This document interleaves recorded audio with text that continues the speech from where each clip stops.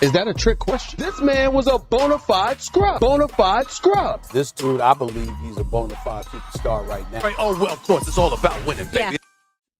My question to you is, obviously, coming off an NBA championship, where does the improvement come from for this team? Because I'm still of the belief that a fully healthy Brooklyn Nets takes you guys out in the second round of the playoffs last season. If they're back fully healthy, who knows what's happening with Kyrie and all his anti-vax stuff, and if he's going to be around much even at playoff time.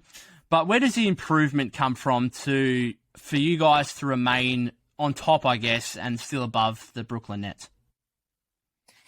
Yeah, I suppose just looking at how the roster's taken shape post winning the championship, and I'm pretty happy with sort of the ins and outs at this stage. You touched on PJ Tucker there, and certainly throughout the playoff series, I think my opinion of him sort of waned a little bit. I think early on he was a guy who could sit in the corner and hit threes and defend at a pretty good level, but people would give him a lot of credit in the Brooklyn series for how he was defending KD, and he was dropping, 45 most games. So I think that was a bit out of line. And then he just proceeded to, consistently give away silly fouls. I think if he got over 2 or 3 points in a game, it was a good result for him. So he was effectively a zero on offense. So I'm more than happy to see him go to the Miami Heat. And same goes really for Forbes, and I think Jeff Teague is probably another one guys who are on the roster and getting a few minutes throughout the playoffs, but I didn't really value their input all that much. Forbes, I think by the end of the playoffs, was barely getting a look in. So, and pretty happy with the ins. We picked up Grayson Allen, who I think he's going to be a pretty good player for us in terms of a guy who. He's struggled on a pretty deep Memphis team. I think he's going to get a decent look on our roster, and he defends at a pretty high level and can shoot the three pretty well. So I'm pretty happy with him as a pickup, and as well as someone him alongside those other new guys who didn't win the championship last year. They're going to sort of drive that early season, regular season wins, hopefully. Yeah. And probably Rodney Hood's the other one who I think people's sort of underestimate how young Rodney Hood is. I feel like he's been in the league a long time. He's a bit of a veteran, but he's only 28 years of age, coming off a pretty bad Achilles injury in 2019. But I think he's got a fair bit to give, has experience in playoffs, both with Portland and Cleveland, so, and shoots the three at a pretty high clip. So I'm pretty happy with how the roster's sitting. So I think that's where a bit of improvement will come, as well as Giannis is sort of at that interesting stage of his career now where he has a shot at really going for quite an incredible legacy. So I think, although, he's coming off, he's got these 2 MVPs, he's got a finals MVP, he's got a championship, I don't think there's going to be any risk of him slowing down. So I imagine he's going to play at a pretty high level, be in that MVP conversation and lead us towards that, not hopefully back-to-back championship. Yeah. Giannis was the big thing for the Bucks. He looked like a completely different player. So do you credit him for your dramatic turnaround, him becoming a better player, or is there something else that you credit the entire Bucks franchise as to why you're now the NBA champions?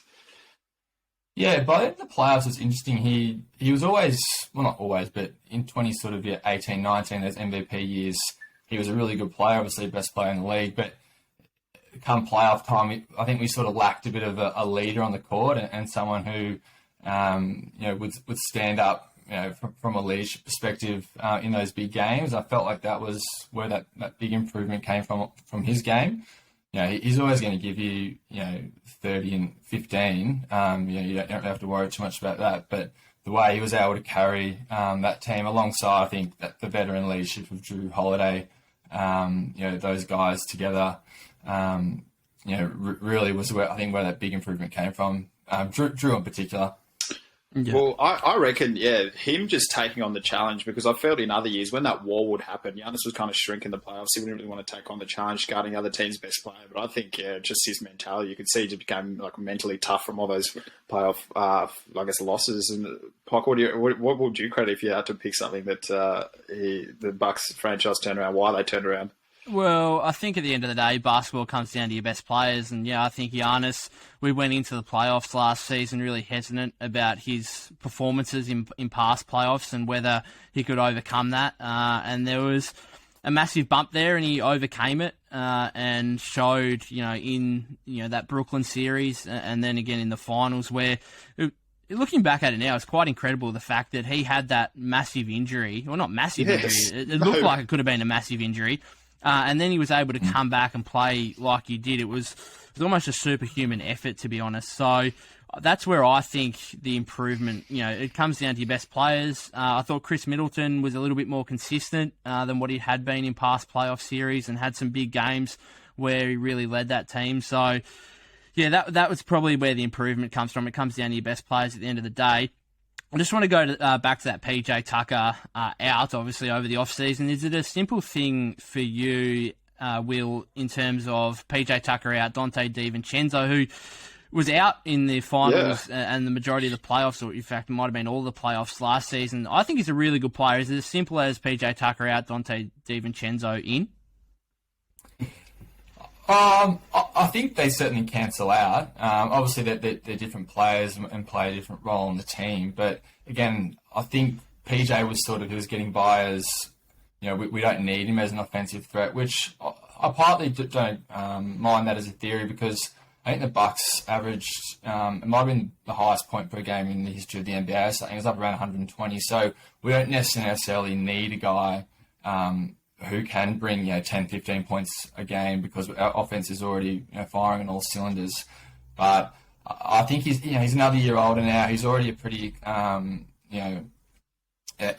was going to say elderly guy. It's probably a bit harsh to put it that way, but I feel like he's on the way out. He's not going to get better, I don't think, going into next year. So Dante coming back, I think him and alongside with Pat Connaughton, who I think he had a couple of big moments, especially in the finals, in terms of hitting big shots. And I reckon that could really grow him as a player and taking that confidence this year. I think he could maybe take a bit of a step going from a guy who's been pretty serviceable until hopefully he can put a few more minutes into his rotation. Yeah, I think bringing DiVincenzo in and then sliding Middleton down to the 3, I guess Giannis to the 4, or Giannis was probably at the 4, but I don't know, PJ, you had that front court, I guess, of PJ Tucker, Giannis, Brook Lopez kind of thing. That was a kind of a big front court. I think you'd be perfectly fine going with Drew and Dante in the backcourt and then Middleton, Giannis and Brook Lopez. Do you see anything differently? And I like the fact you've got, is that a plane going over? It sounded a bit like it. I think it was just a truck there. Yeah, right. It sounded like there was a plane going very close to your house. Anyway, back on to the discussion. Do you see anything differently? Because I also like the fact that you got Pat Connaughton and Bobby Portis as well. A couple of really good bench pieces still there, obviously. Yeah, certainly. I think you hit the nail on the head there in terms of Dante coming shooting guard or free Chris up to play a bit more at the 3 and Giannis at the 4. In terms of guys who can help us out, George Hill I think is another acquisition who he'll basically just take all of Drew's bench minutes, which is a pretty handy guy to be able to come off the bench and run the point, an experienced guy who's got playoff experience and can shoot the ball well, and from all accounts is a really good teammate. So he's another guy we've picked up who is going to add good depth to our roster, because that was something going into the playoffs I was a little bit concerned about. You looked at a team like the Phoenix Suns, for example, sort of 1 through 8 or 9, they had guys who could come on the court and play a role with it. With the Bucks, we're a little bit light on with Dante going out, but I suppose that was where, big BP, Bobby Portis coming in and playing a really important role for us is probably a little bit unexpected. Same goes for, as I mentioned, Paddy Connaughton having some big moments. So I think that was important that we did add some depth because, as you mentioned off the bat, the Nets are certainly going to be the team to beat, and I'm very, very concerned about that because I look at them, and as much as I want to be a one-eyed Bucks supporter, I acknowledge that the Nets are incredibly talented, and they've gone in the off-season and added some really handy pieces as well. So I think we're going to need that depth, to challenge them for sure.